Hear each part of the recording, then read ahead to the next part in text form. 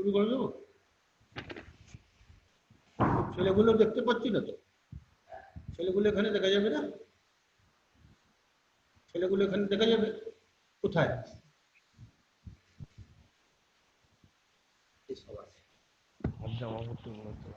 ও ছবিগুলো এখন দেখা যাচ্ছে, ওরা অন করেনি, ওরা অন করেনি, অন করলে বেশি পড়ে যায় তো, পরে লোড করে নেবে, তাই তো?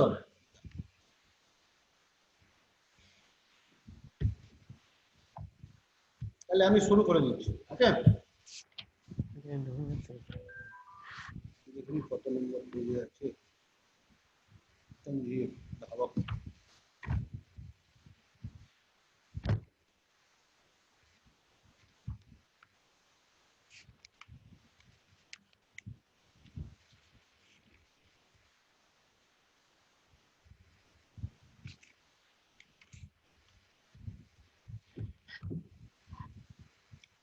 ओम जननीं शारदं देवीं रामकृष्णं जगद्गुरुं पादपद्मे तयो चित्ताः प्रणमामि मुहुर्मुहुः।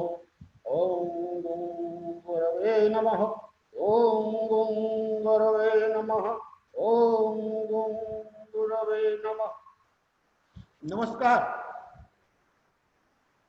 सौभाग्य से फिर से आदेश मिला है, हमारे गुरुदेव ठाकुर माँ स्वामी जी ने आप सबकी सेवा के लिए आपके बीच में पठाया है और कहा है कि जा और तीसरी मंथली के सारे प्रोग्रामों को अपनी भाषा में समाप्ति का शंखनाद कर देंगे। मेरे निमित्त को मैंने आपको बताया और ये भी बताया कि हम अब परिस्थितियों के दास नहीं हैं और नहीं हमको अब और किसी कोरोना घरोना इन सबसे कोई भय है। हम कूद पड़े हैं संग्राम में और आशा करते हैं कि हर बृहस्पतिवार हमारा आपके साथ समागम होता रहेगा और इसी तरह हमारा क्लास द्रुत गति से आगे बढ़ते हुए मैं विश्वास दिलाता हूं आपको समय की परिसीमा से बहुत पहले से होगा।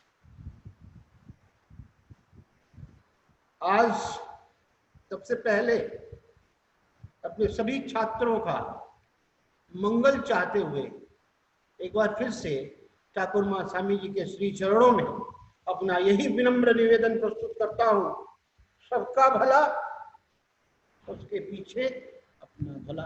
हे ठाकुर माँ स्वामी जी सबका भला कर दे और अंत में समय मिले तो मेरे भी भलाई पर दृष्टिपात कर भगवान शक्ति दे, बल दे, साहस दे, विद्या दे, बुद्धि दे, वाणी दे कि अच्छे से अच्छे वाक्यों द्वारा अपने विद्यार्थियों का मनोबल आगे बढ़ाते हुए आपके श्री चरणों पर भक्ति के जो फूल प्रति बृहस्पतिवार ही क्या प्रतिदिन अर्पित करके अपने जीवन को सार्थक बना सके। जय राम। हम देख रहे हैं कि आपका थर्ड मंथली नहीं है, आपका प्री टेस्ट है और प्री टेस्ट में हमने नमक कहानी का समागम करके उसका समापन कर लिया था अपने पूर्ववर्ती क्लासों में, इसलिए नमक हमारे पाठ्यक्रम से आज समाप्त। अगर आपको जाने अनजाने कोई सुविधा हो, बहुतों बार कहा हो, फिर से कह रहा हो, स्कूल के मॉनिटर पर भेजे और उसका उत्तर हम आपको 24 घंटे के अंदर यथासंभव करने का এই যে ওরা ভিডিও অফ করে রেখেছে, কারণ ভিডিও অন করে রাখলে আমরা বেশি ডেটা চলে যায়। इसके पश्चात इंट्रोडक्शनটা ভালো হয়। এবার ওদের যখন কথা বলতে कहानी को देख रहा हूँ, চালা গেছে আরেকটা ক্লাস আছে তো, বেশি অনেক ডেটা চলে যায়, धावक ডাটা চলে যায়। এ বাবা, पेज नंबर 132 132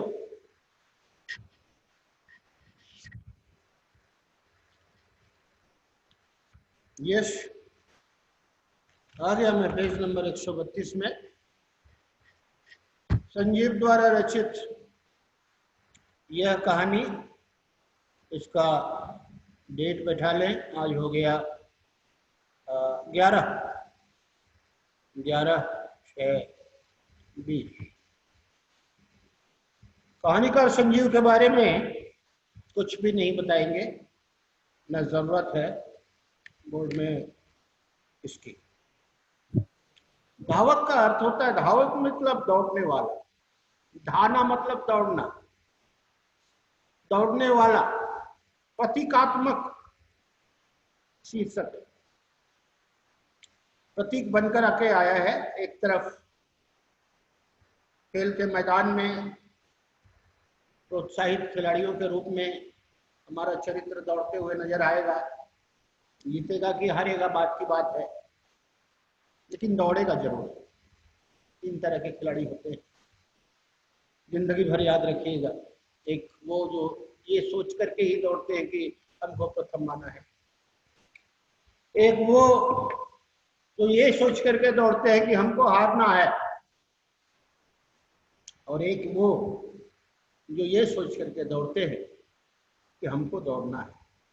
सो वास्तविक खिलाड़ी, वास्तविक धावक, चाहे खेल का मैदान हो, चाहे जीने का सामान हो, जिंदगी की धारा हो, उसमें वही सफल माना जाता है जो यह सोच करके दौड़े, और सिर्फ यह सोच करके दौड़े कि हमको क्या करना है, दौड़ना है। क्योंकि हमारे हाथ में भगवान ने सिर्फ कर्म ही दिया है, हम सिर्फ कर्म करने के निमित्त ही बने हैं। जहां हम फल के उधेड़ बुन में पड़ेंगे, जहां हम फल के बाबत सोचेंगे, वहीं हम कर्म से कट जाएंगे। जैसे ही हम कर्म से कटेंगे, कर्म से शून्य हो जाएंगे, कर्म से च्युत हो जाएंगे, फिर फल क्या, तो फल भी हम तक पहुंचने को बाध्य नहीं है। इसलिए भगवान ने पहले ही गीता में कह दिया, अरे मूर्ख इंसान, तेरा काम है सिर्फ कर्म करना, तू सिर्फ कर्म करने के लिए बना हुआ है, फल की इच्छा मेरे पर छोड़ दे। तो पूरी कहानी इसी गीता के शिक्षा से रची बसी, इसी शंखनाद को हम तक पहुंचाने के लिए लिखी गई है, और साहित्य की दुनिया में इसी कारण से अमर भी हो। यह सच्चा धावक तो वही है कि जिंदगी के फलसफे को देखते हुए, सोचते हुए, समझते हुए, हर परिस्थिति में ऊंच नीच, उठान गिरान, आशा निराशा, जीवन मरण, हर समय क्या करे, बस दौड़ता रहे, बस दौड़ता रहे, बस दौड़ता रहे। ये न सोचे कि वह कहां तक दौड़ा, कितना बाकी है, और कितना दौड़ना है, आदि आदि। इन सबसे तो आइए अवलोकन करें सबसे पहले कहानीकार के शब्दों में, और साथ ही साथ द्विसूत्री फार्मूले के तहत हमारी भी भाषा। रंग बिरंगे ध्वज, पताका, माइक का शोर, चूने की चूर्ण की ज्यामितिकल अल्पना से अलंकृत स्पोर्ट्स का मैदान, नंबर चिपकाए हुए स्पोर्ट्समैन और उथलाती हुई भीड़। उथलाती हुई, उमड़ती हुई। अंडरलाइन करके अगर लिखना चाहें तो लिखते चले जाएं, अन्यथा भारत तो स्वतंत्र देश है, किसी को किसी की आवश्यकता नहीं है। कमी थी तो एक भंबलदा की, अंडरलाइन कर ले, सर्किल कर ले। चरित्र का नाम सामने आ गया जी, भंबलदा। बंगला में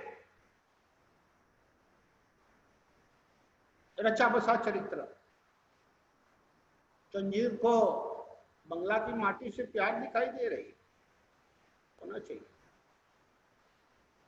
हिंदी होगा बम भोले भैया, दा मतलब दादा, और दादा का अर्थ है बड़े भाई, और छोटे भाई को भाई कहते हैं। अब भंबल मतलब बम भोले, इसको किसी की चिंता ना हो, किसी की परवाह ना। तो हमारा कहानीकार हमको तो यही बनाना चाहता है। सो उद्देश्य नंबर 1 त्रिसूत्री फार्मूले के अंदर, जिंदगी भर भंबल हो जाओ यार। क्या जीत, क्या हार, क्या जीवन, क्या मरण, क्या उत्थान, क्या पतन, क्या यश, क्या अपयश, सबसे लिप्त होकर निर्लिप्त योगी का जीवन व्यतीत करो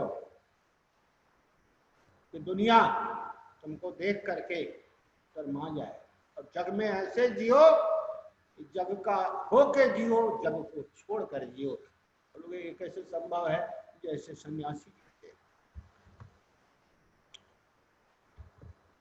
मुझे पहले अपनी तमाम व्यस्तताओं में इस बात का ध्यान न था, और भंबलदा कोई चीफ गेस्ट तो थे नहीं कि सर पर पांव रखकर दौड़ना या भागना, अरे तत्काल और जल्दी में काम करना। सर पर पांव रखकर जाओ, मुहावरा है, बहुत जल्द, और सर पर पांव रखकर दौड़ा चला। तत्काल मैंने बुलाया और दौड़ा चला। इसको भी अंडरलाइन कर लें। उनकी आगवानी के लिए भागता फिरूं। अगवानी जो है अंडरलाइन कर ले, स्वागत,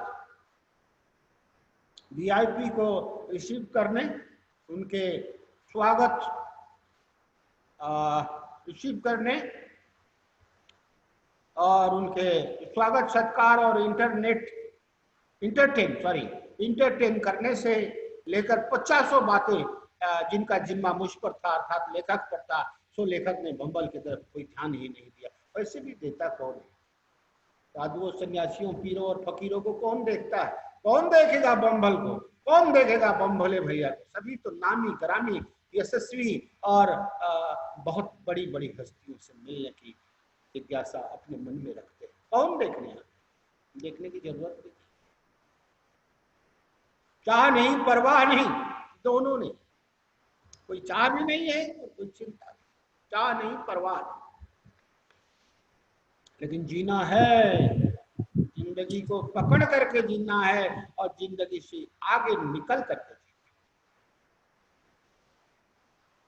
सबसे बढ़कर मैं इस बात पर चौकन्ना था, चौकन्ना मतलब सावधान, अंडरलाइन, कि कहीं मैले कुचैले या सामान्य मजदूर बाबू क्लास के लोग वीआईपी की जगहों को हथियार न ले। होता है ऐसा हमारे ही सिनेमा हॉलों में, आपने देखा होगा, बीसी हॉलों में। ऐसे में कोई भंबलदा जैसे नगण्य प्राणी के लिए क्यों कर सोचता करे? सोचने की बात भी नहीं है। पहले ही बात बता दिया कि नाम सो यश मिलत है, यश से नाम न होए। नाम है यश है, और यश कर्म से मिलता है, यश नाम से मिलता है। वह तो हुआ यूं कि मैं 1 मील की दौड़ शुरू करने वाला था तो दर्शक दीर्घा से आवाजी कसी जाने लगी, भंबलदा कोथाय, भंबलदा कोथाय, बम भोले भैया कहाँ है? मैंने हड़बड़ा कर एक नजर धावकों पर डाली। सचमुच भंबलदा या बम भोले भैया का कहीं अता पता न था। जल्ला कर मैंने पूरी सूची देखी, सूची में उनका नाम न था। फिर गए कहाँ? ऐन वक्त पर किसी की शादी या स्मशान घाट तो नहीं आ जुड़ा। अंडरलाइन कर लीजिए। ऐसे हैं हमारे बम भोले भैया, काम करते रहते इसमें देखते हैं कि मानवता की कोई परिसेवा आ गई है, मानवता की कोई गुहार आ गई है, कोई परोपकारी कार्य आ गया है, उसको छोड़ के दूसरी तरफ चले जाते। होना भी ऐसा ही चाहिए आदमी को। अपने लिए जीना क्या जीना, कब तक गम के आंसू पीना। चलो उठो, तैयार हो जाओ, दूसरे की सेवा करो, जीव सेवा करो, जीव सेवा करो, शिव सेवा करो। जीव ही शिव है, कहाँ इधर उधर फिरते रहते हो। मंदिर मस्जिद गिरजा गुरुद्वारा सारे है बेकार। ऐन वक्त पर किसी की शादी या स्मशान घाट तो नहीं आज उड़ा। अजीब खपती आदमी है, अंडरलाइन कर लीजिए, फर्स्ट रेफरेंस, खपती, पागल। एक बात मैं बता दूं, हर अच्छे आदमी को दुनिया ने दो नाम ही दिया है, एक पागल और एक बदमाश। दो नाम ही हमें मिले हैं और इसी दो नाम से आप पहचान सकते हैं कि आप अच्छे हैं या बुरे।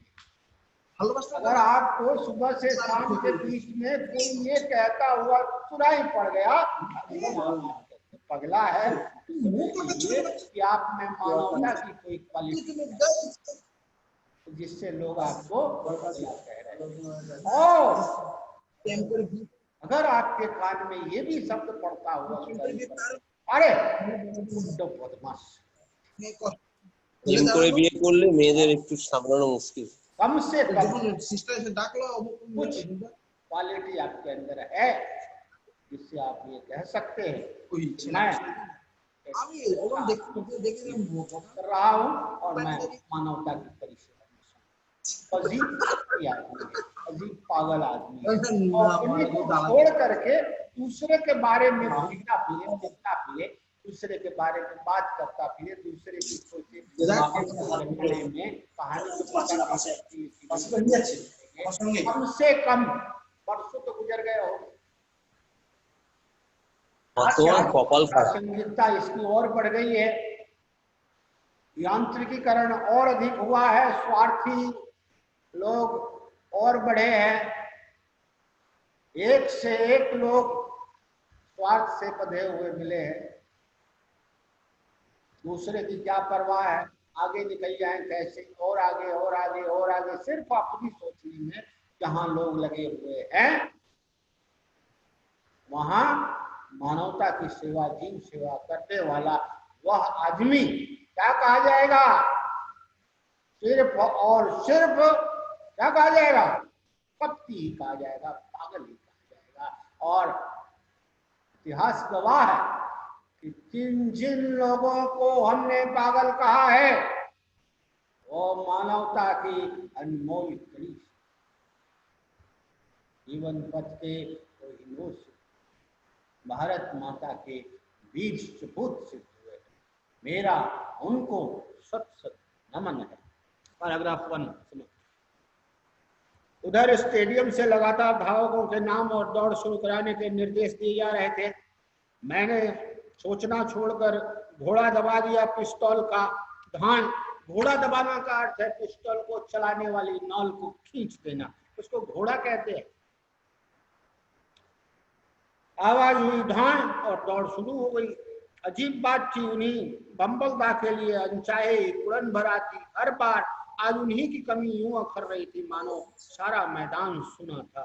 इसको भी अंडरलाइन कर लीजिए, आज उन्हीं की कमी यूं अखर रही थी मानो सारा मैदान। दीदी के राम जब हम किसी से जुड़ जाते हैं, जब हम किसी से बट्टा হচ্ছে ওই সব अब गोदी आ रही किसी विशेषता मैन ऑफ द मैन चिंता जब हम किसी को इतना चाहने लगते हैं कि देखे बिना हमारे जीवन में चैन आता है, तो अच्छा बाप बोला ही उचित कामों पर तो हमारे अंदर कुढ़न ही होती है और ऐसा लगता है कि यह जलसा, यह उत्सव, यह दीदी और कनाडा पूरा समय और यह पार्टी नेट चलेगा तो तो संजीव के मन में ऐसी सोनुदा रही है।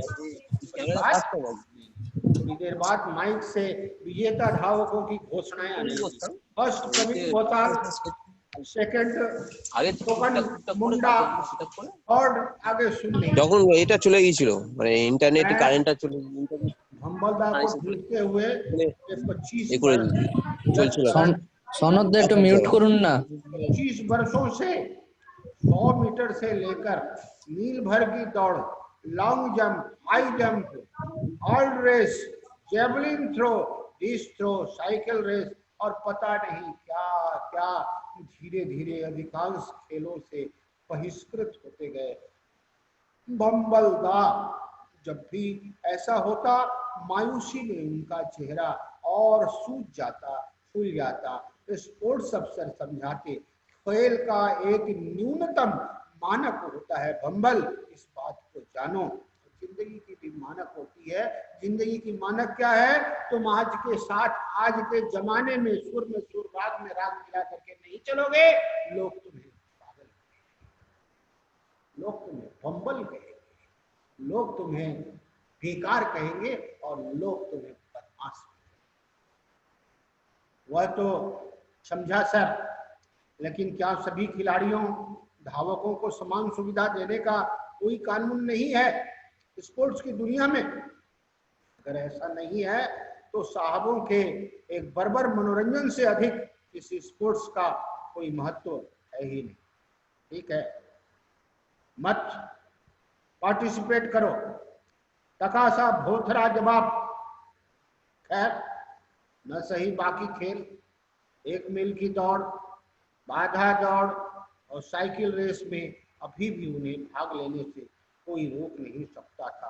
कारण इसमें वैसे भी प्रतियोगी कम ही मिलते थे और साथ ही साथ खेल के प्रति, चाहे वह जीवन का हो या जीवन के लिए हो, एक रुझान भंबल के मन में कहीं ना कहीं थी। वो खेल को खेल की भावना से खेलता था और जीवन को जीवन की भावना से जीता था। उसे जीवन में क्या मिला, खेल में क्या मिला, उसकी परवाह से नहीं। शुरू में ही बढ़त हासिल करने के लिए भंबल 2 बार आगे निकल जाते, मगर दूसरे चक्र के शुरू होते न होते बाकी धावकों को पीछे छोड़कर आगे निकल जाते। उन्हें लोग ललकार रहे होते, चालिए जान भंबलदा, चलते रहिए। हिंदी भी दिया हुआ है, बढ़े चलिए, आगे बढ़िए भंबल भैया, आगे बढ़िए भोले भैया। और वे निरंतर क्लांति दुख के कारण के प्रभाव से धीमे धीमे दौड़ रहे हो।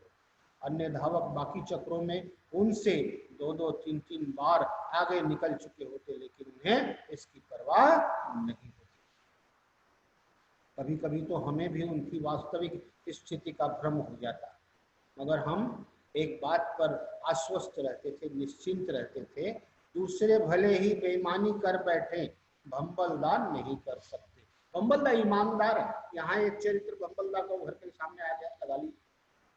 दूसरे भले ही बेईमानी कर बैठे, भंबलदा नहीं कर सकते। एक बार तो बगल के धावक ने खींचकर उन्हें लंगी भी मार दी थी।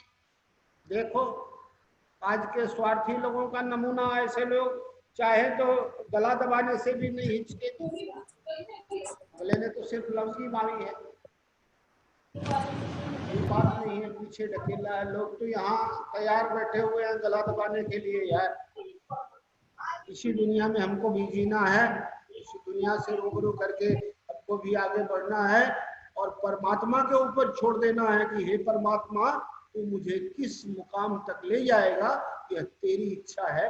मेरा जो मेरे साथ जैसा कर रहा हो उसे उसका वैसा ही फल देना, ये भी मैंने तेरे सुपुर्द कर दिया। यानी कहा जाए तो एक लैंग्वेज में कह सकता हूँ, कविता के लैंग्वेज में, कि छोड़ दिया इस जीवन का सब भार तुम्हारे हाथों में, सौंप दिया अपनी नैया का पतवार तुम्हारे हाथों। जय श्री राम कृष्णाय नमः।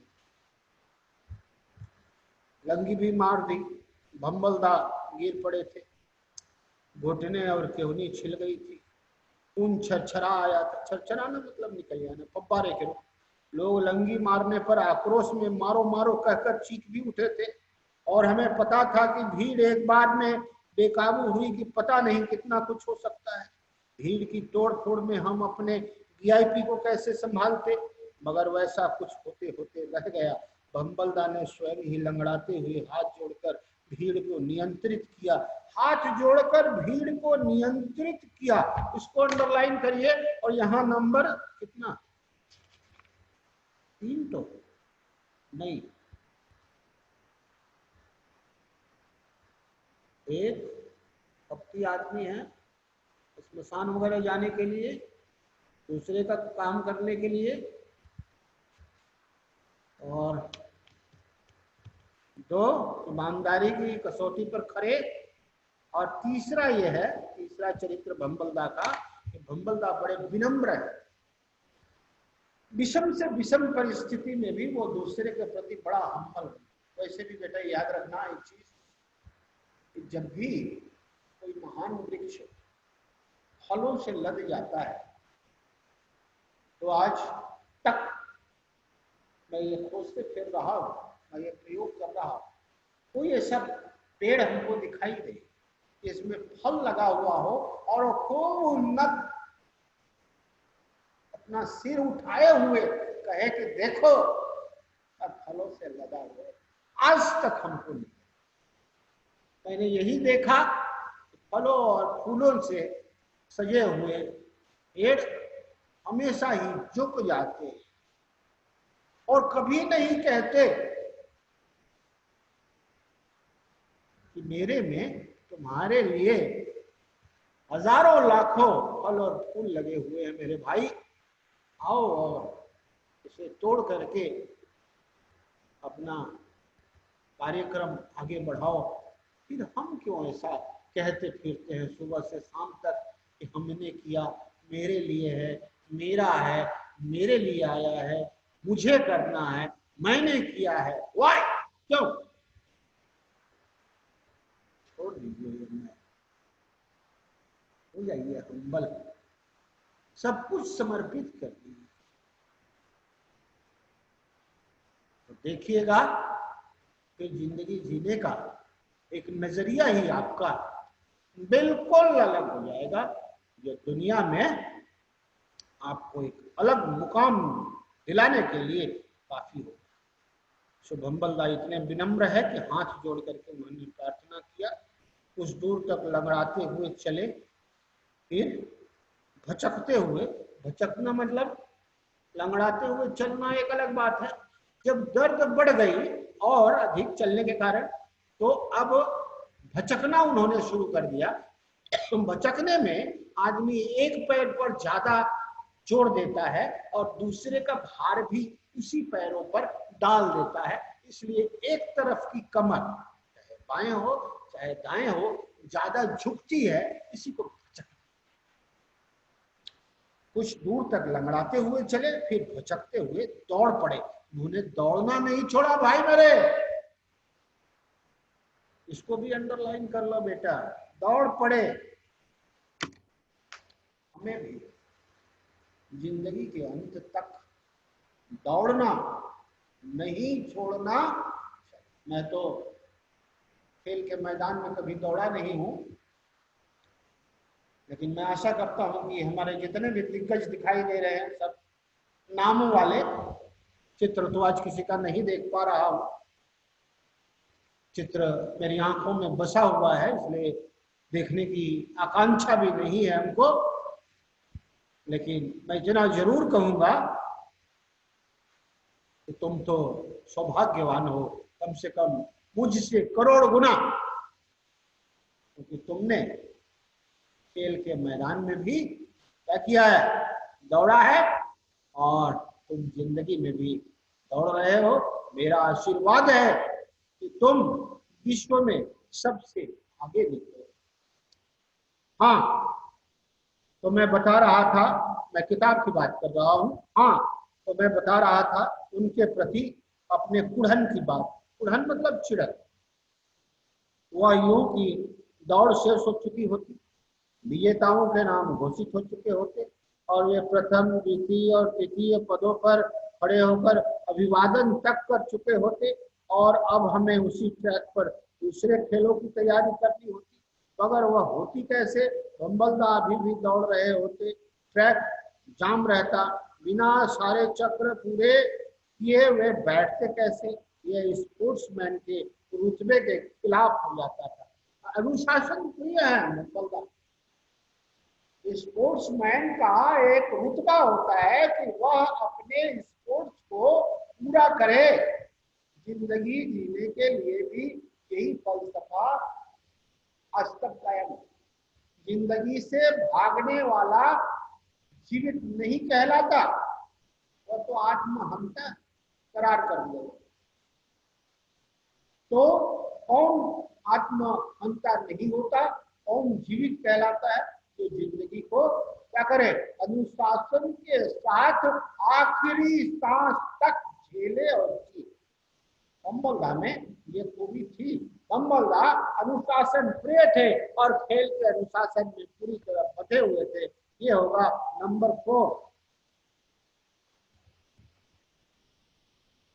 4 के रुतबे के खिलाफ। नंबर 4 साइकिल रेस में भी भंबलदा की यही भोली चाल रहती। उस दिन के लिए लोग एक से एक हल्की और बड़ी साइकिलें ले आते। कैरियर, बास्केट और चेन कवर तक हटा दिए जाते, पर भंबलदा की वही पुरानी खटारा और उसका वही पुराना खटराग इसके विषय में प्रसिद्ध था कि घंटी छोड़कर उसका सब कुछ बजता है। यदि साइकिल बेहाल रहती, इस तरह की भंबलदा का जीवन बेहाल दिखाया जाएगा इस कहानी के अंदर। तो फिर भी बेहाल जीवन में भंबलदा बदहाल होकर के नहीं जीते, उस बेहाल जीवन को ही संयमित, धीर और स्थिर प्रज्ञ होकर के जीने के लिए न सिर्फ प्रस्तुत है बल्कि कटिबद्ध भी है।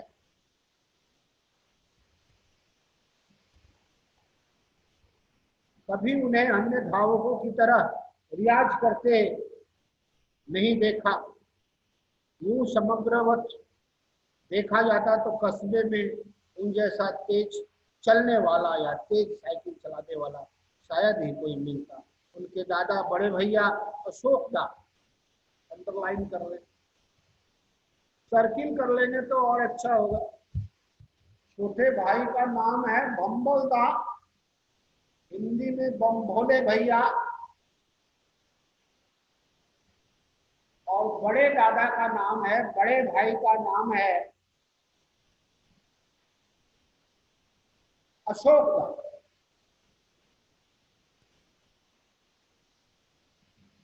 ये उनके बड़े भाई है।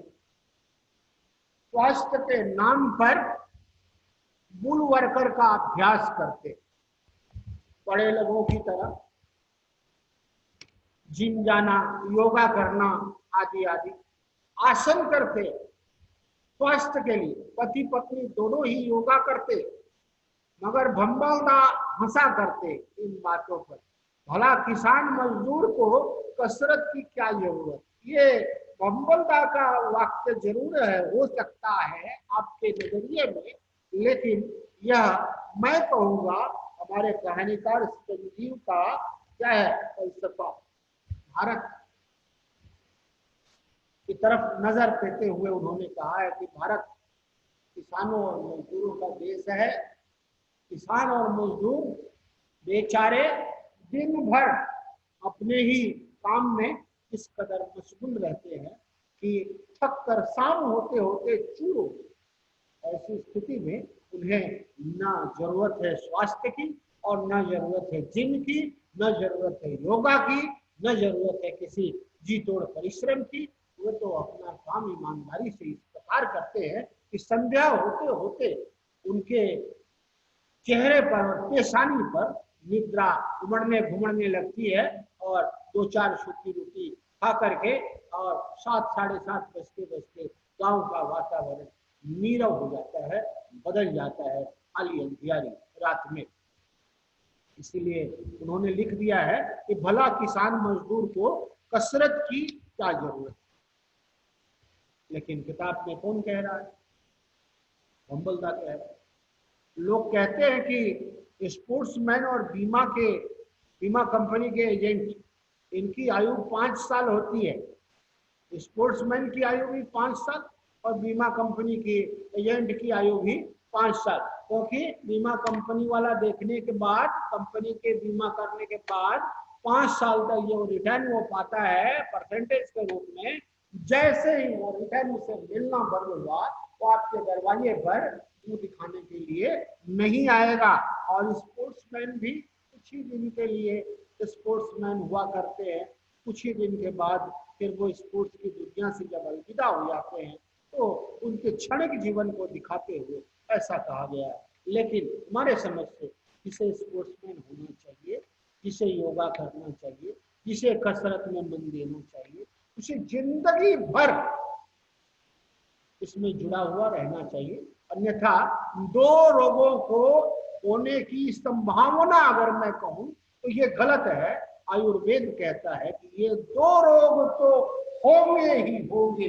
अगर आप जिम गए और आपने कसरत किया, हेल्थ बनाने के लिए कोई प्रयास किया और कुछ दिनों के बाद छोड़ दिया तो 2 रोग होंगे, नोट करके रख लीजिए। नंबर 1 है कि या तो आपकी हड्डी झिझोड़ करके रख देगी ऊपर से नीचे तक, क्योंकि हड्डियों को खुराक मिलता है। जब आप तोड़ मरोड़ करते हैं, जब आप जिम जाते हैं, जब आप स्पोर्ट्स करते हैं तो हड्डियों को उनका भोजन मिलता है। अब ऐसी स्थिति में अगर आप 5-7 वर्षों के बाद अगर आप स्पोर्ट्स बंद कर देते हैं तो वो क्या होगा, हड्डी परेशान हो जाएगी, उसको भोजन नहीं मिलेगा, अकड़ जाएगी। ऐसी स्थिति में ऊपर और नीचे दोनों तरफ आपका मेरुदंड पकड़ेगा।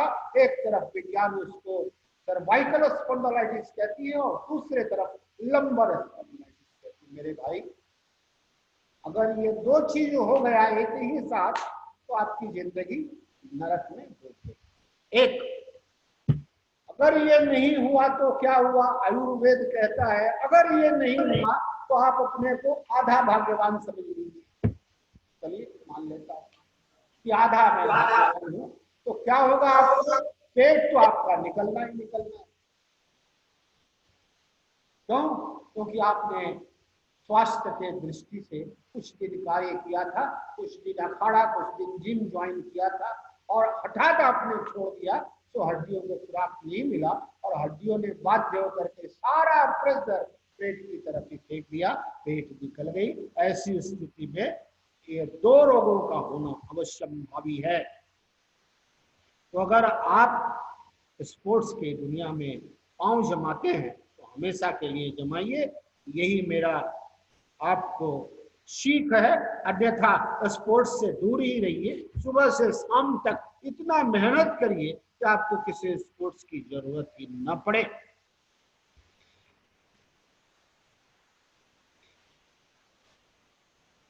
तो 5 साल होती है, वहां तक हमने देख लिया। हम देखते आए हैं कि बात बहुत हद तक चरितार्थ भी होती आई है। तो अगर भंबलदा इसके अपवाद थे, जाने कितने धावक गए, भंबलदा हमेशा डटे रहे, जाने कितनी बार ट्रैक जाम रखने के कारण उन्हें गुड़कियां, उन्हें फप्तियां और उन्हें कुड़न सब कुछ झेलनी पड़ी, मगर आज तक उन्होंने कभी प्रतिवाद नहीं किया। मैं पहले ही बता चुका हूं कि भंबलदा के चरित्र में अनुशासन इस तरह से घुल मिल गया है कि वे कभी किसी का प्रतिवाद नहीं करते। वे बड़े विनम्र है, सबका रेस्पेक्ट करना उनको अच्छी तरह आता है। न खेल के नियमों का उल्लंघन किया और न भाग लेना छोड़ा।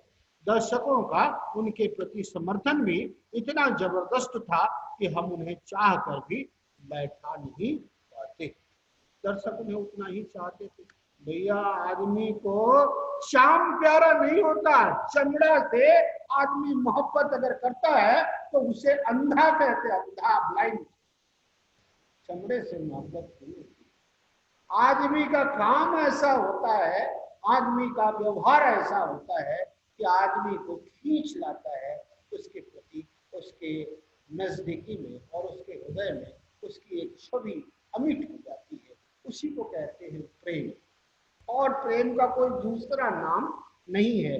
प्रेम सौंदर्य का अगर किसी ने नाम दे करके रखा हो तो मेरे नजरिए में वो 2 होगा, या तो वो अंधा हो और नहीं तो वो पागल हो। उसके बाद के पैराग्राफ में आइए। पिछली बार बाधा दौड़ में महज 4 प्रतियोगी थे, पहले जमीन पर खूंटे से बंधे एक तिरपाल से घुल घुस करके निकलना था, फिर चर्बी लगे एक 75 अंश के लंबे तिरछे तख्त को पार करना था, सबसे अंत में एक ड्रम से होकर निकलना था। इसमें रंग बिरंगे पाउडर थे और दोनों सिरे कागज से बंद थे।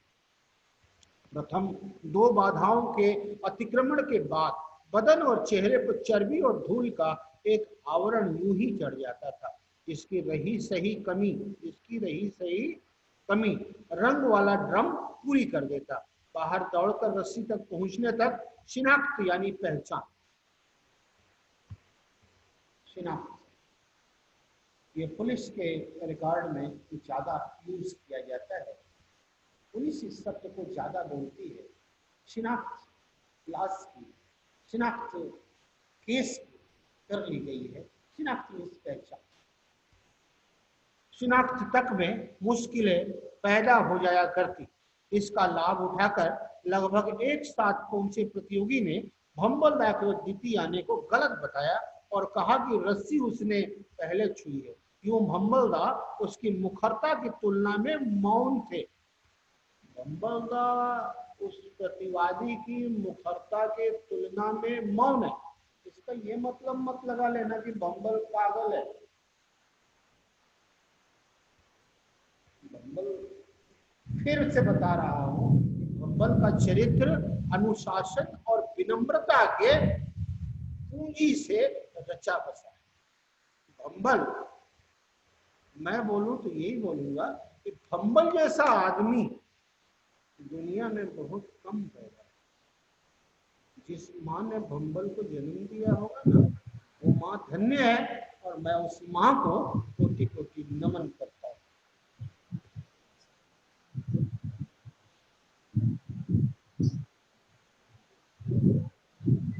तो भंबल दा उसकी मुखरता की तुलना में मौन थे।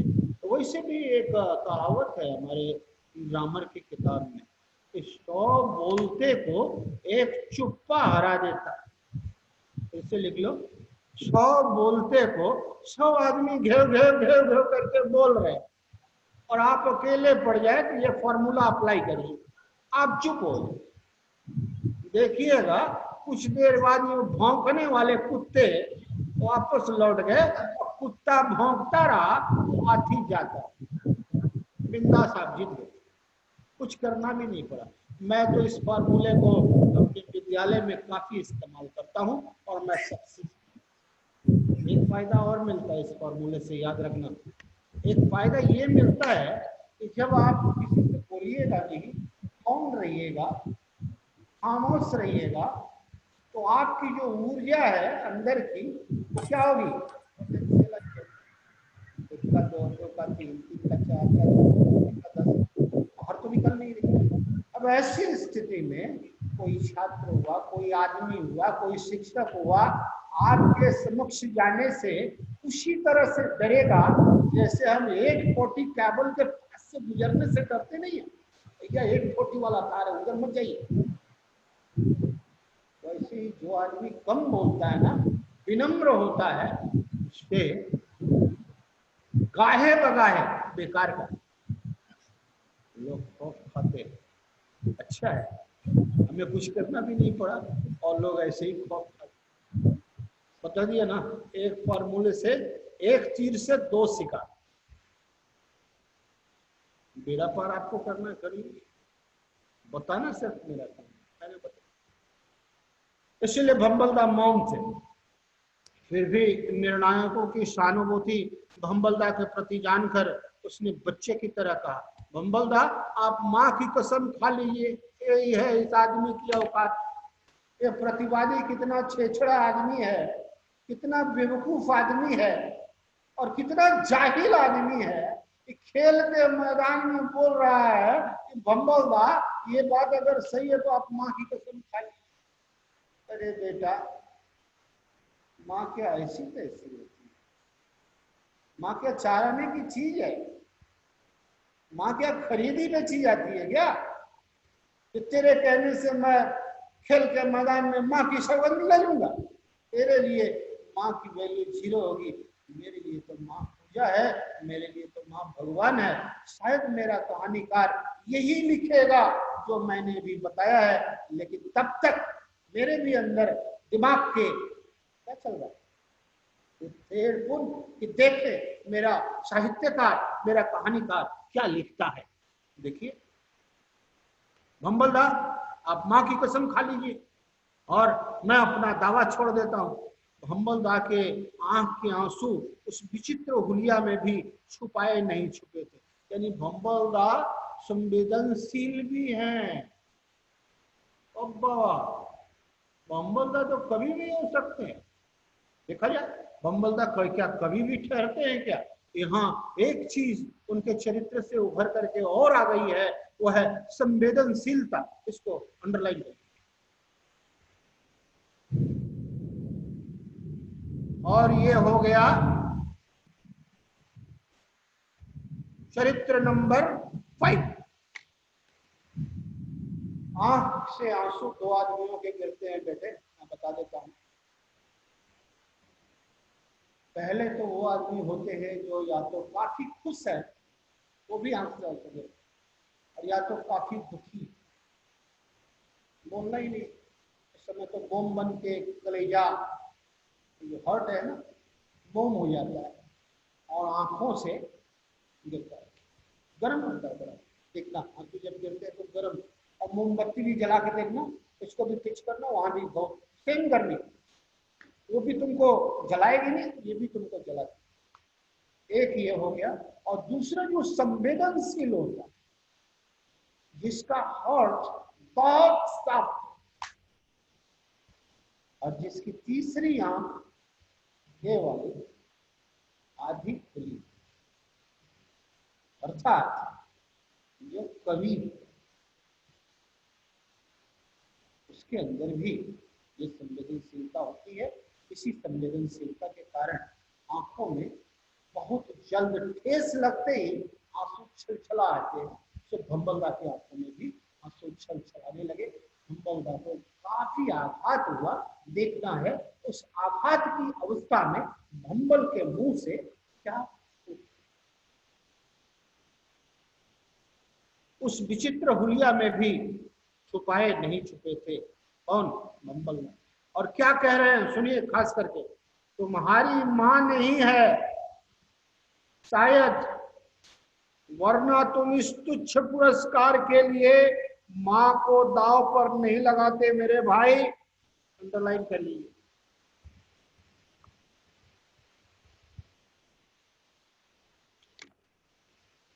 हमारे मूर्ख बुजुर्गों ने, पढ़े लिखे नहीं थे, अंगूठा छाप, किताब खोल करके देख लीजिए। भारत के जो पूर्वज है हमारे, रूस, अमेरिका, चीन, कनाडा, उनका इतिहास खोलिए और मेरा इतिहास खोलिए, तो देखिएगा कि भारतवासी जो है निरक्षर निकलेगा और अंगूठा लगाता था। लेकिन उनके पास इतना ज्ञान था, उनके पास इतनी अथाह संवेदनशीलता थी। एक एक चीजों को जो उन्होंने बोल दिया है अपनी डिक्शनरी में, लिखना पढ़ना तो जानते नहीं थे, दिमाग से पैदा करते थे, जबान से बोल देते थे। बोलो एक उदाहरण बताइए। एक जगह वो लिखते हैं, जाके पीर न फटी बेवाई, तो क्या जाने पीर पराई। फिर से एक बार बोलो, जाके पैर न फटी बेवाई। बेवाई एक रोग है, शरीर में वो जो पांव की गोड़ाली है, दो कारण से हार्ड हो जाती है। एक तो आप रख रखाव नहीं कर पाते हैं, और दूसरा जो आप जूता या चप्पल पहनते हैं उसका एड़ी, उसकी एड़ी आपकी एड़ी से घिस रही है, और उस कारण वहां वो हार्डनेस एक आ जाता है। और एक जो है किसान खेतीहर मजदूर जो कि बिना जूते के 24 घंटा चलते हैं, चलते चलते क्या होती है कि उनकी एड़ी पर जो है सारा भार पड़ता है, एड़िया जो है मोटी हो जाती है, फट जाती है, और फटने के बाद उनसे दर्द होता है, कभी कभी रक्त भी निकलने लगता है। जाके पैर न फटी दवाई, मैं तो नहीं जानता हूँ, मेरा आज तक नहीं हुआ। मैंने बताया तो जिसके पैर में कभी दवाई फटा ही नहीं हो उसे पता कैसे चलेगा इस दवाई के रोग में कितना दुख होता है। अर्थ साफ है कि जो आदमी कभी दुखी ही नहीं हुआ उसे क्या पता चलेगा कि दुख की कीमत क्या होती है, या दुख होने पर कितना आदमी को कष्ट। इसका कहना है सर हमारे मूर्ख पूर्वजों का, इनको हम मूर्ख कह रहे हैं और कह रहे हैं कि वो पढ़ना लिखना नहीं जानते थे। भाई मेरे एक बात और मैं बता देता हूँ, आज उनके कहे हुए पर विदेश जो है ना रिसर्च कर रहा है।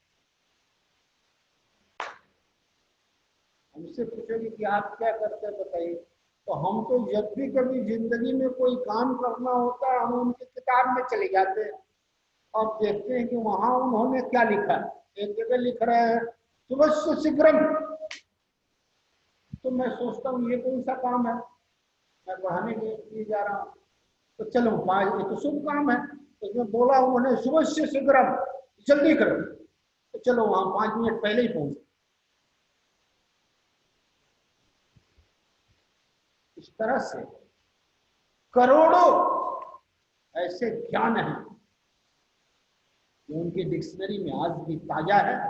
जब भी हम कभी फंस जाते हैं तो उनके डिक्शनरी को खोलते हैं और आप विश्वास नहीं करेंगे कि हमको किसी से पूछे बिना उत्तर मिल जाता है।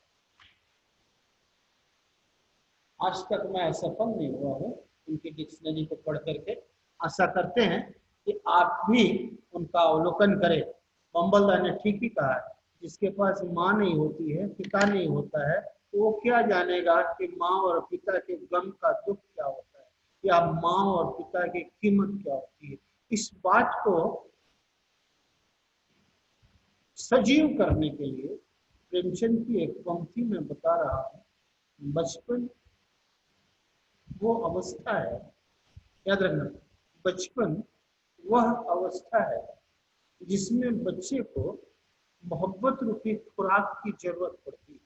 मोहब्बत रूपी ये खुराक प्रेमचंद लिखते हैं कि माँ या बाप ही बच्चे को देता है। प्रेमचंद की तो माँ नहीं थी, तो उनको तो ये खुराक मिला नहीं। वो लिख रहे हैं कि अगर इस अवस्था में किसी भी बच्चे को यह खुराक नहीं मिल पाता तो वह पेड़, वह वृक्ष उभला जाता है। कहना नहीं होगा कि बचपन से ही प्रेमचंद का जो शरीर था फिजिकल, ये जो पौधा था शरीर रूपी, वो काफी ही जर्जर हो चुका। अब देखेंगे प्रेमचंद अधिक दिनों तक जीवित भी नहीं रहे। इसके पीछे भी एक कारण था, वह था माँ का प्यार।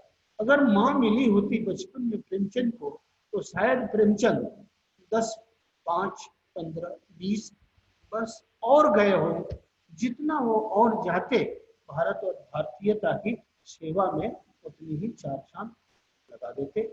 आज जहां भी हम पहुंचे उनका आभार हमारे ऊपर है। हिंदी और हिंदुस्तान दोनों प्रेमचंद के ऋणी थे, हैं और रहेंगे।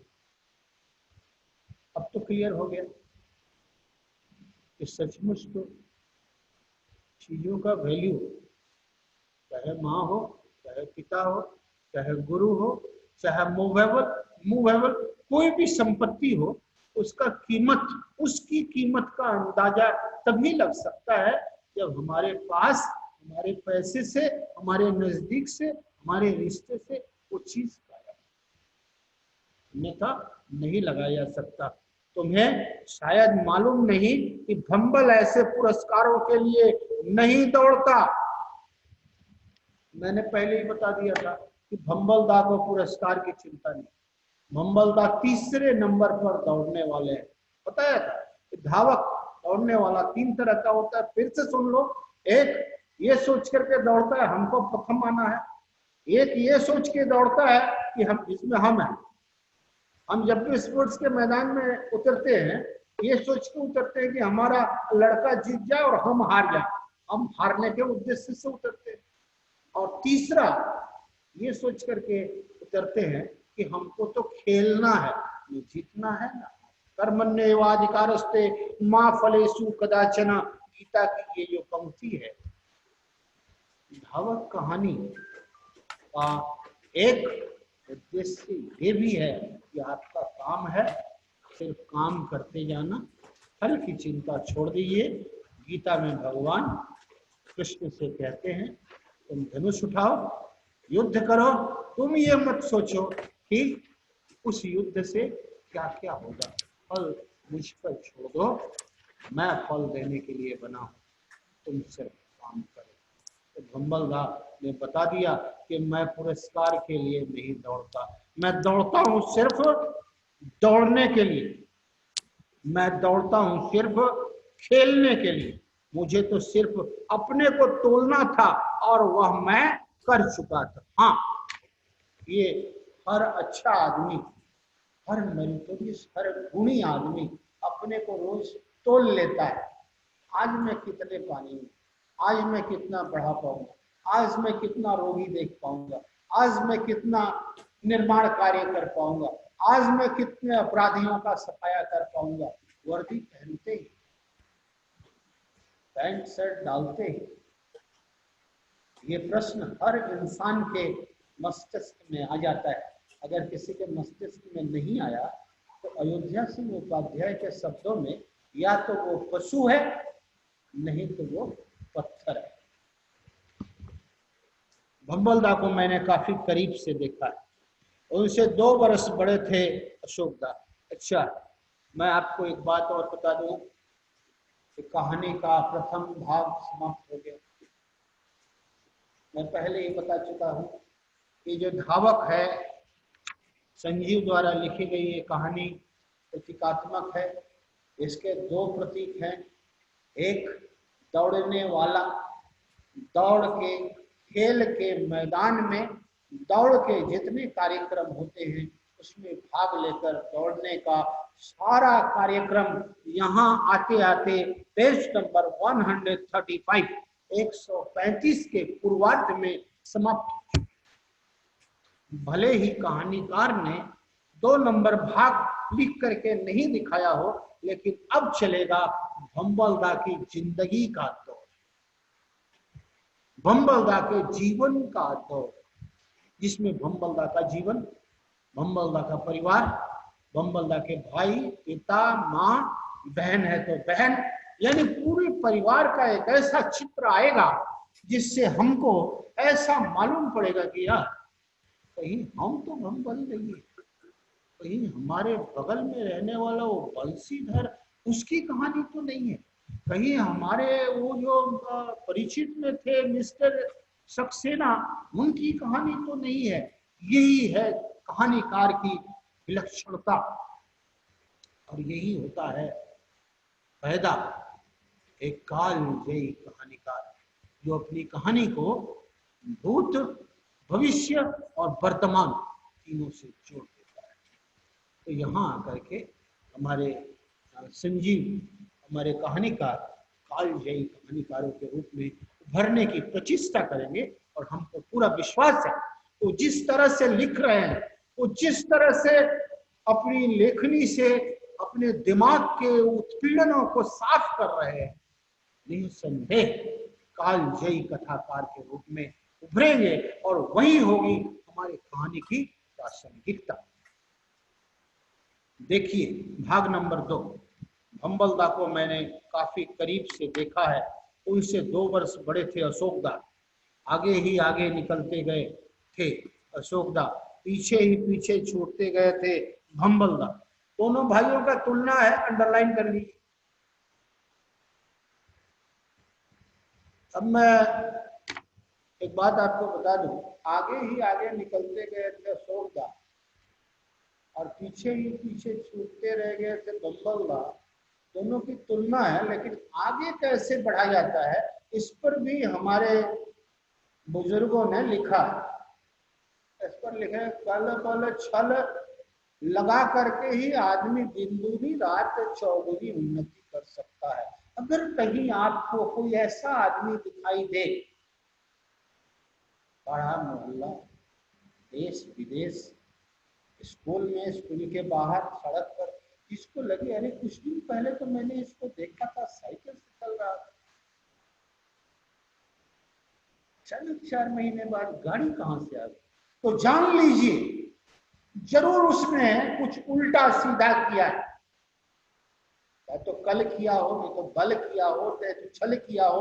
तो वो धन जो बता रहे हैं 3 तरह के होते हैं, नानी का धन, बेईमानी का धन, शैतानी का धन। बताया ना कि हर एक चीज, मूर्खों की डिक्शनरी खोलो हमारे पूर्वजों की, जिसको दुनिया मूर्ख भले कहे, लेकिन हमारे लिए वो ब्रह्मा विष्णु महेश, उन्होंने बता दिया धन 3 तरह का होता है। चौथा धन तुमको मिले तो आके हमको बता देना, मैं डिक्शनरी में लिख दूंगा कि 4 नंबर धन भी होता है। एक होता है नानी का धन, नानी नाना है हमारे, माँ जो थी उनकी लड़की थी, हम नाती हो गए, नाना जी ने मेरे नाम पर ही उठा के धन दौलत लिख दिया। अब मुझको पता ही नहीं, मैं आनंद से आनंदित हो गया, सारा प्रॉपर्टी का हमारा चाहिए। अब नानी का धन आ गया पॉकेट में, उसको हम 5 में बेचे कि 7 में बेचे कि 3 में बेचे कि 0 में बेच दें, कोई पूछने वाला। तो ऐसे धन से क्या होगा, दिन दुनी रात चौगुनी बढ़ेगी। दूसरा धन है बेईमानी का धन, किसी ने 2-4 लाख रुपया दिया, पढ़ लीजिए 4 লক্ষ টাকা আছে, সৌদি আরবে একটু ঘুরে আসছি, এসে টাকাটা নিয়ে নেবো, আপনি আপনার কাছেই রাখুন, ঠিক আছে রেখে যান, এসে কিন্তু নিয়ে নেবেন। मनी मन सोच रहा हूँ बेटा तुम पहले इधर से निकलो, तब मैं समझाता हूँ तुम्हारा 4 लाख रुपया कहाँ चला गया। जैसे ही बेचारा वो अभी जहाज भी नहीं पकड़ा होगा उड़ने के लिए, इधर सारी संपत्ति अपनी, बेईमानी का धन देखते ही देखते प्रगति कर लिया। और शैतानी का धन नंबर 3, तत्काल उन्नति चाहिए, हो जाओ शैतान। मैं नहीं बोल रहा हूं, कभी नहीं बोलना, मैं सब उल्टा सीधा नहीं सिखाता हूं। हमारे पूर्वजों ने बोला कि अगर तुमको चाहिए तत्काल उन्नति करना, तुम सोच रहे हो कि 2 दिन के अंदर हम बगदाद का खलीफा हो जाए, तो बाजुओं में इतनी ताकत पैदा करो कि शैतान हो जाओ, दूसरों को डराओ धमकाओ, दूसरे का माल दरिया में डाल, अपना बनाओ, नाम रोशन करो, और 2-4 साल के बाद इलेक्शन में खड़ा होकर के बाहुबली नेता हो जाए। लेकिन मैं कभी नहीं कहूंगा कि अच्छा आदमी बनने वाला ये सब हो। मैं तो यही ठाकुर माँ स्वामी जी से सदा प्रार्थना करूंगा, हम धीरे धीरे ही बढ़े, बहुत स्लो बढ़े, बहुत स्लो, और जितना बढ़े उतना अपने बाजू पर बढ़े। हमको किसी का धन नहीं चाहिए, हमको अपनी मेहनत का धन चाहिए। हमको अपनी मेहनत पर विश्वास है, हम उससे जो कुछ भी पाएंगे उसी में संतुष्ट रहेंगे। हमको हमारे इष्ट देव जितनी दूर तक बढ़ाएंगे, हम उनके चरणों को पकड़े हुए उतनी दूर तक जाएंगे और कहेंगे कि महाराज आपने जहां रखा था वो भी आप ही का दिया हुआ था, आपने जहां आज हमको भेज दिया इतनी दूर उठा करके वो भी आप ही। मैंने तो इसके लिए भी बता दिया है कि मैं तो बहुत ज्यादा बोल गया हूँ ईश्वर के लिए। भगवान मेरा पूरा जीवन ही आपको समर्पित है, मैं जिंदगी रूपी नाव को आपके हाथ में छोड़ चुका हूँ, अब इसको पार लगाइए कि डुबा दीजिए, दोनों आपकी इच्छा है, जो चाहे करिए। तो जिंदगी रूपी नौके को आपके हाथ में सौंप चुका,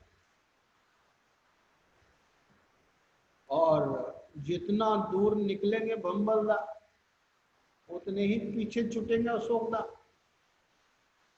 अब अशोकदा तो 3 तेरा कर नहीं पाएंगे, तो पीछे ही पीछे छूटते जाएंगे। लेकिन हमको देखना होगा कि भंबल और अशोक में इंसान कौन है, सच्चा इंसान तो चाहिए ना भाई। तो हम देखेंगे कि जो अभावग्रस्त है, जो पीछे छुटा हुआ है, जिसकी जिंदगी में अभी भी अंधकार है, उत्पीड़न है, पीड़ा है, कष्ट है, वही भंबल एक सच्चा इंसान बन करके अपना, अपने परिवार का और अपने समाज की सदा देख रेख में तत्पर है। इसी को हमारे यहाँ ठाकुर स्वामी जी के शब्दों में बोला गया, मानुष मानो। तुमको और कुछ नहीं बनना, तुम सदा यही सोचो कि एक अच्छा इंसान। जिस भी क्षेत्र में जाओ इतना अधिक जानकारी रखो मेरे समझ कि लोग कहें बाहर निकलने के बाद सच्ची तो विशाल जानकारी अच्छी तो सचमुच तो बहुत अच्छा ज्ञान का भंडार है और उससे भारत और भारतीयता की जी भर के सेवा करो। एक सत्य को मत भूलना, आना है सो जाना है, राजा रंग की जो आया है सो जाएगा ही। गतिशील संसार है, जीना और मरना दोनों ही ईश्वर के हाथ में है। जब तक वो हमसे अपनी सेवा कराना चाह रहा है हम उसकी सेवा जी भर कर करेंगे, छक कर करेंगे, ताकि जब कुर्सी से उठे तो मेरे भी दिल में ये रहे कि मैंने आज जो कुछ भी पढ़ाया, मैंने आज जो कुछ भी पेशेंट देखा, मैं आज जो कुछ भी ब्रिज निर्माण करवाया, अच्छा करवाया और बहुत करवाया। बात बाकी छोड़ो यार, कल होगा, जाओ खाओ पियो सो। तो देखेंगे कि और कुछ हो या नहीं हो, सोने के लिए गोली की जरूरत नहीं पड़ती। गोली गोली खा करके सोना गारंटी दे रहा है। और अगर आस पास में चचा भतीजा मामा फूफा मौसा अगर कोई ऐसा दिखाई दे जाए जो बोले कि हमको गोली खा के सोना पड़ता है, तो बोलो कि चचा जी हम आपको बताएं, आप जो कर्म करते हैं ना ये सब छोड़ दीजिए, देखोगे उनका चेहरा पीला पड़ जाएगा। ये कैसे जान गए? और आप जो है ना दौड़ भाग करके हंसते हंसाते हुए पागलों की तरह काम करिए, और रात को आइए हम और आप दोनों एक साथ सोएंगे। एक बेड पर आप रहेंगे, एक बेड पर हम रहेंगे, देखेंगे कि आप मेरे से पहले सो गए। तो बता देना, क्योंकि नींद न जाने टूटी खाट। आपको नींद आएगी और ऐसी नींद आएगी ना कि आप दवा खा के नहीं सोएंगे। मैं आपको टूटे हुए खाट पर सुलाऊंगा और आप बोलोगे कि भैया ये छोड़ दे यार, इसी में हमको सोने दे, अभी खाट बदलने की जरूरत है, हमको बड़ी नींद आ रही है। इसकी गारंटी आज दोनों की उपलब्धियों में वर्षों का नहीं युगों का फासला था। कहां अशोकदा चौकड़िया भरते चीफ पर्सनल मैनेजर और कहां भंबलदा रेंगते हुए मास्टर रोल किट से अदना सा कारीगरी करते हुए किरानीगिरी तक पहुंच गए। किरानी कहते बाबू को, क्लर्क, छोटे से ऑफिस में क्लर्क का काम करते हुए भंबल, और बड़े भाई 1 टुका 4 4 टुका 1 करते हुए कहां पहुंच गया? Chief personnel manager. छोटा भाई बेचारा रह गया मुंशीगिरी करते हुए, लेकिन उसी में संतुष्ट है, उसी में खुश है। और देखेंगे कि कम से कम अशोक से अच्छा मानव साबित। स्कॉलरशिप लेकर अशोकदा कॉलेज जाने के साथ ही बड़े साहब की नजर में चढ़ गए थे। ऐसा चढ़ गए कि चढ़ते ही चले गए, आना जाना बढ़ गया। देखिए स्कॉलरशिप को लेकर के अशोकदा बड़े साहब जो थे उस कंपनी के बड़े मालिक, उनकी नजर में चढ़ गए। ये लड़का कौन सा है, कहाँ रहता है, नाम क्या है? चढ़ा लिया नजर में। अच्छा, इसके बाद क्या हुआ, ऐसा चढ़ गए कि चढ़ते ही चले गए। अब इससे कभी बड़े साहब ने बुलाया होगा, कभी ये खुद ही चले गए, उसके घर आना जाना भी पड़ गया। अब देखिए 1 2 का 4 कैसे होता है, वो देखिए आना जाना बढ़ा। फिर उन्हीं की लड़की से शादी भी कर ली। बोला था 1 2 का 4 4 2 का 1 जरूर होगा कहानी के अंदर, नहीं तो इतना पढ़ ही नहीं पाएगा। मैं तो आपको फार्मूला बताऊं, अगल बगल कहीं भी अगर ऐसा दिखाई दे जो दिन दुनी रात चौगुनी उन्नति कर रहा है, तो समझ जाइए बेटा लादेन के ग्रुप से संलग्न हो गया। अभी ज्यादा दिन का चलने वाला नहीं है। आपसे हो सके तो उसको एडवाइस दे दीजिए एक आध दो बार कि भैया जो चीज तुम कर रहे हो उस लाइन से हट जा। क्या तुम्हें किसी जानो ना ना, हमको जानने हम नहीं जानने की कोई बात नहीं, लाइन ठीक नहीं है, उससे हट जाओ तुम। नहीं तो बकरे की माई कबले खैर मनाई, एक न एक दिन काटल जाई। बकरे की माँ कितने दिन भगवान से प्रार्थना करेगी कि हे भगवान मेरे बच्चे को आयु बख्श दे। बकरा तो पैदा हुआ ही है कटने के लिए, लेकिन तुम तो मनुष्य हो, बकरे नहीं। तुम तो कटने के लिए नहीं पैदा हुए, इसलिए सावधान हो जाओ। जीने के और रास्ते हैं। तो अशोकदा ने बड़े बाबू की लड़की पर ही डोरा डालना शुरू किया। उधर बड़े बाबू चाह ही रहे थे कि ऐसा लड़का मिल जाए कि आनंद फानन में शादी हो जाए। उन्हीं की लड़की से शादी कर ली। अब शादी कर लिया तो उनका सारा पैसा अशोकदा का हो गया। इसको कहते 1 2 का 4। और उन्हीं के पैसों पर अमेरिका चला जाना। अब उन्हीं के पैरों पर बोला नानी का धन मिल जाए तो कौन सोचने जाएगा यार, चलो अमेरिका घूम के आते हैं, बेचबाच दो नानी के धन। तो मिल गया बड़े साहब का पैसा, बड़े साहब की लड़की भी मिल गई, चले गए अमेरिका। फिर तो देश देशांतर घूमने का एक सिलसिला ही चल पड़ा। आज अमेरिका, कल कनाडा, परसों रसिया। शादी भी तो उन्हीं के बंगलों पर हुई थी। अच्छा, शादी भी अशोकदा ने लड़की के घर में आकर के, बाबा ये तो 1 2 का 4 नहीं, ये तो 1 2 का 400 हो गया। यहाँ तो बड़े कमाल की बात होगी। हमारी शादी संस्कृति सम्मत कहलाती है। हमारे यहाँ शादी एक रिश्ता नहीं, शादी 2 आत्माओं का, 2 ईश्वरों का बंधन है। और इस बंधन में यही कहा गया है कि हमको लड़की को लेकर के जाना है। लड़की को लेकर के जब हम चले जाएंगे तो लड़की हमारी हो गई। इसलिए ध्यान से सुनना, इसलिए वर समेत वर पक्ष के सारे लोग उस प्रथम दिन जिस दिन उनको लड़की को लेना होगा, लड़की के घर ही जाना होगा। अगर किसी ने इसका अतिक्रमण किया तो समझ लो ये ठीक मनसा नहीं, ये मनसा ठीक नहीं। तो इधर अशोकदा ने माँ को, भाई को, बहन को, सबको छाड़ दिया। वर पक्ष का कोई अपना आदमी आया ही नहीं।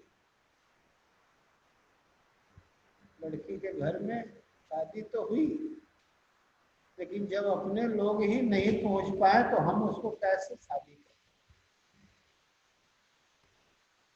इसी कारण बढ़ रहे हैं अशोकदा।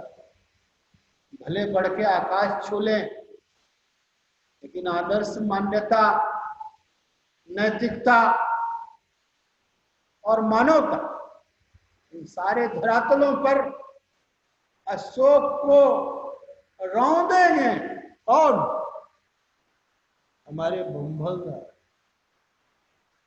हमारे बम्भोले भैया, जब वो रौंदेंगे ना तो तो अशोक को रोने की भी जगह नहीं मिलेगी, क्योंकि इस कहानी का ये भी एक उद्देश्य है कि जो गुमराह है, जिसको रास्ता दिखाई नहीं पड़ रहा, उसको ये कहानी रास्ता भी दिखाए। उन्हीं के पैसों पर अमेरिका जाना, देश देशांतर घूमने का क्रम चल पड़ा।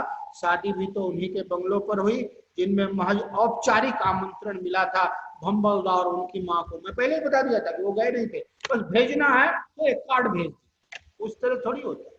शादी क्या हुई, पूरी तौर पर गृह त्याग कर बंगलों को अपना लिया अशोकदा ने। अशोकदा के चरित्र की विशेषता देखिए, इसको भी लिखते चलिए। अशोकदा स्वार्थी है, मतलब परस्त है, हमेशा सुख और सुविधा से संपन्नता का जीवन चाहते, इसलिए माँ को छोड़ना हो छोड़ दिया, भाई को छोड़ना हो छोड़ दिया, विधवा बहन उस तक को छोड़ दिया। कौन पूछता है कीड़े मकोड़ों? ये मानवता है हमारे अशोकदा की, गिरी हुई अधोपतन में गई हुई मानवता। तब भंबलदा ने लगातार 4 बार फेल होने के बाद भी 5वीं बार फॉर्म भरे थे मैट्रिकुलेशन के। बड़ा मजेदार चीज आ गया है यार। कबीर की एक पंक्ति याद आ गई। कबीर ने यही लिखा था, लिख रहे हैं, पोथी पढ़ी पढ़ी जग मुआ, पंडित भया न कोई, ढाई आखर प्रेम का पढ़े सुपंडित। अर्थ तो मालूम है तुमको, क्लास 4 से पढ़ते आ रहे हो। और एक बात बताओ, कबीर भी हमारे पूर्वज, और कबीर भी निरक्षर, पढ़ना लिखना नहीं है। जो बोल दिया ना उसे, उस पर लोग रिसर्च करते हैं भाई मेरे।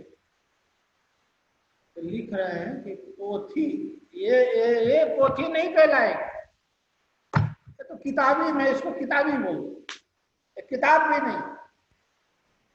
तो बोलोगे पोथी का उदाहरण दीजिए, चलो दे देता। तुम्हारे घर में देखोगे लाल कपड़े में बंधी हुई रामचरितमानस कितनी मोटी है, उसको पोथी बोलते। जो भी किताब इतना मोटा हो उसको पोथी बोलते। कबीर कहते हैं इसको पढ़ते पढ़ते लोग मर गए, समाप्त हो गए।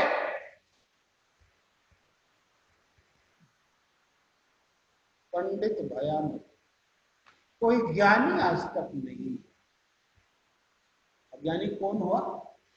2.5 आखर प्रेम का, प्रेम में उनको 2.5 अक्षर दिखाई दिया, 1 2 2.5, 3 अक्षर नहीं।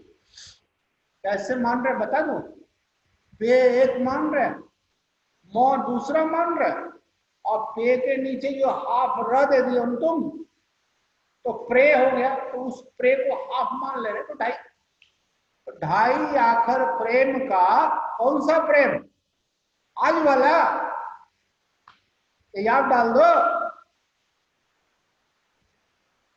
डिसाइड कर लो। 5 रुपए में मेट्रो से कूद के प्रेम में वो भी, तो तंदूर में काट काट के डाल दो प्रेम में, वो भी नहीं। तो कैसा प्रेम? ईश्वर से प्रेम, परम पिता से प्रेम, उससे प्रेम करो। क्यों करो? क्योंकि हम उसी से निकले हुए, उसी में फिर हमको जाना है। जाएंगे तो सब केस दर्ज होगा, खाता खुलेगा, तो उसमें ये भी देखा जाएगा कि कितने देर तक तुम मेरे से प्रेम किए हो। दिखाई देगा? नहीं दिखाई दिया तो जिंदगी भर अज्ञानी के अज्ञानी ही बने रह गए।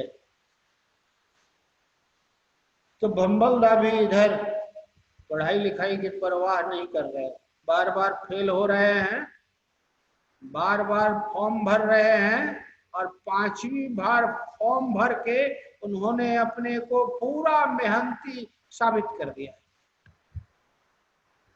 तो जैसे मेहनती तो है ही, अगर मेहनती अगर कहीं नहीं आया हो तो इसमें आप लिख सकते हैं कि भंबल दा के चरित्र की एक विशेषता उभर करके आई है कि वे मेहनती हैं। अब नहीं हो तो लिख लीजिएगा। कितना तक बताए थे? 5 तक। 5वीं के बाद 6वां डाल दीजिए। 5वीं बार फॉर्म भरे थे मैट्रिकुलेशन। खैर उस बार फेल नहीं हुए, वरना हर साल पढ़ाई गाँव और घर का खर्च जुगाड़ करना ही मुख्य हो जाता उनके लिए, और इस कारण पढ़ाई में वे पिछड़ जाते। अब तो समझ में आ गया कि भंबल दा क्यों फेल हुए। भंबल दा पढ़ाई से अधिक अपने परिवार को कसरत देते थे, और परिवार के रख रखाव के लिए, परिवार में जीवित माँ, और आगे पढ़ेंगे आप कि विधवा बहन के लिए क्या करना, इंतजाम कर, जुटाना,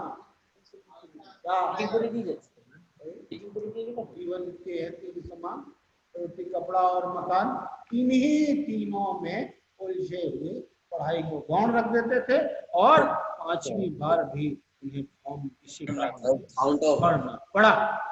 खैर उस बार फेल नहीं हुए, वरना हर बार पढ़ाई পরের ক্লাসে দেখবো অনেকজন उनके लिए। उस आदमी अप्रेंटिसशिप के लिए भी कितनी पापड़े बेलनी पड़ी थी। अशोक दा को पता चलता तो उस सड़ी नौकरी में भंबल दा को कभी न होने देते।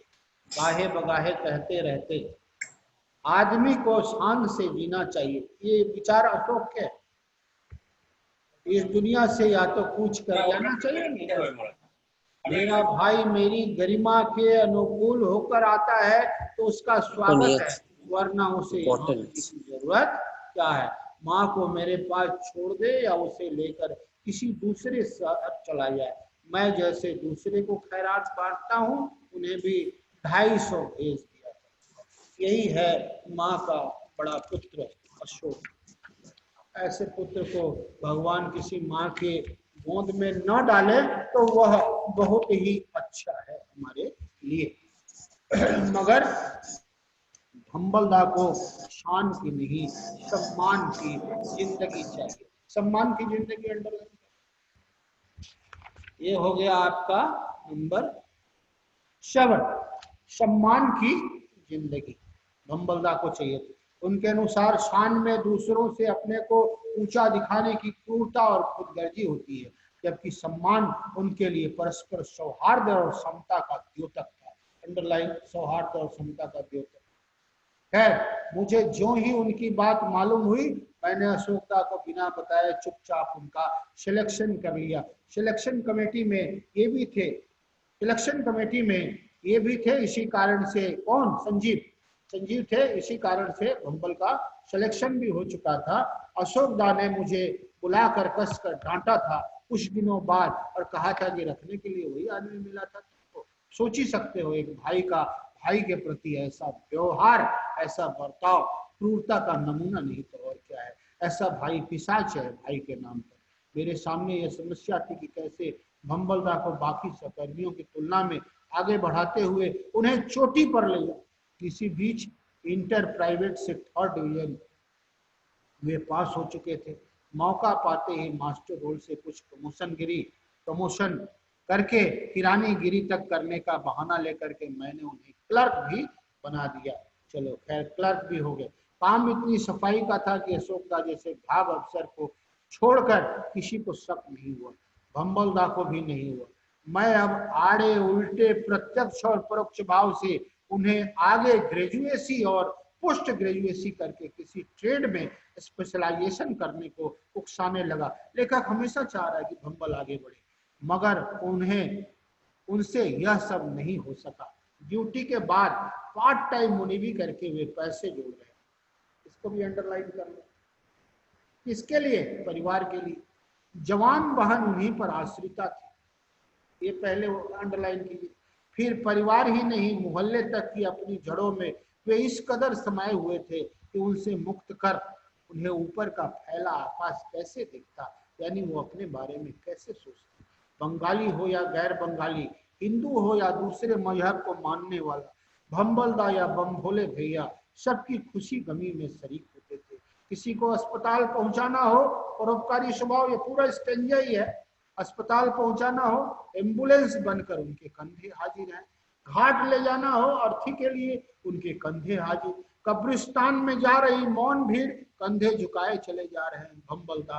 शादी का सामान जुगाड़ करना है, कंधे सामान के लिए हाजिर है।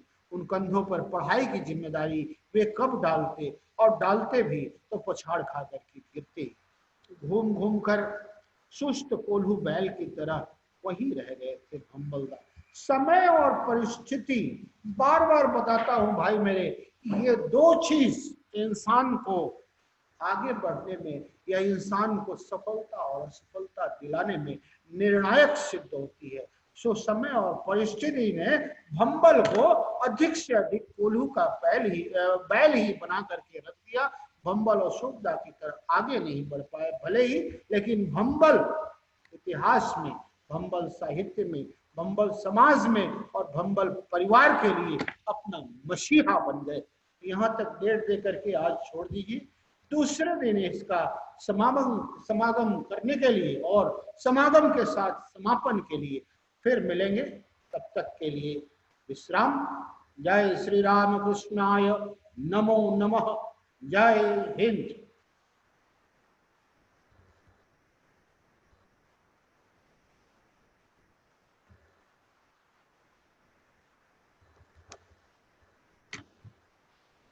দেখো টাইম শেষ নাকি কত না,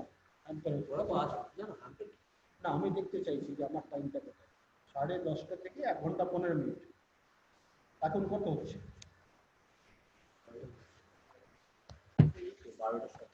12টা 17। তার মানে 10:30টা বেশি হয়ে গেল, তাই তো টাইম থেকে? আচ্ছা 12টা 17। যাক, এটা ক্লিয়ার হয়ে গেল। এরপর একটা ইয়ে ছিল,